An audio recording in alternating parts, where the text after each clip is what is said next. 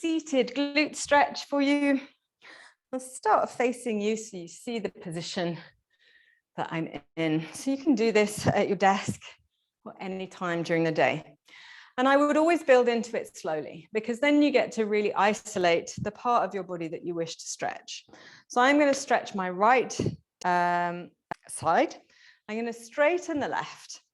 Bring the ankle across above the knee and hook the ankle bone so it's not digging in too much into your thigh. So it should feel quite comfortable.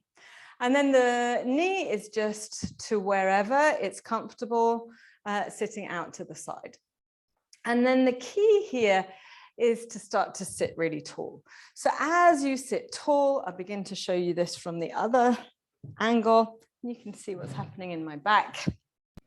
As you sit tall, the top of the pelvis is coming forward. So it's an anterior tilt here. You get a curve in the lower spine. And as soon as you do that, you're starting to feel a stretch here.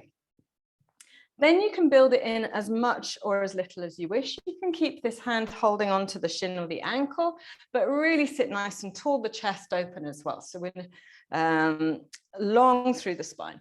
Then you can start to see at what point this foot on the floor can come in towards the chair.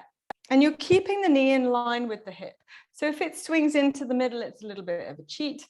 So try to keep the bottom knee in line with the hip, body facing forward, spine nice and tall, and you bring it in as far as feels good. So if it starts to get a little too intense through the lateral hip and the glute, then straighten this bottom out a little bit more and work on the posture in the upper body.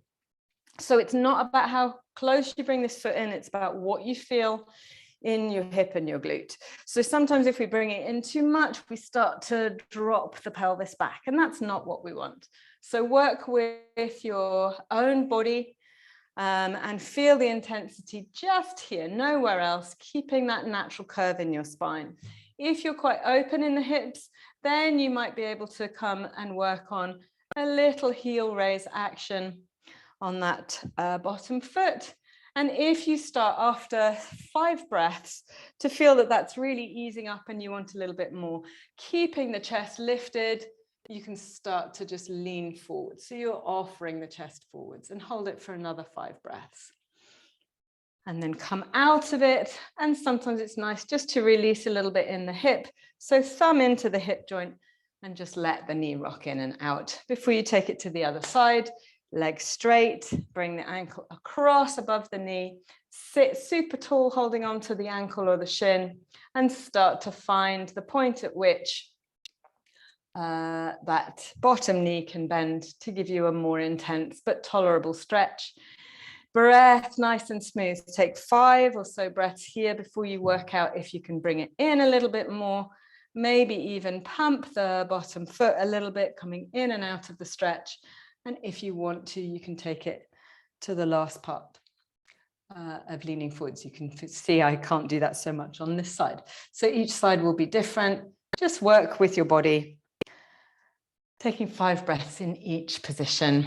And to release, just thumb in the hip crease and rock the leg. Enjoy.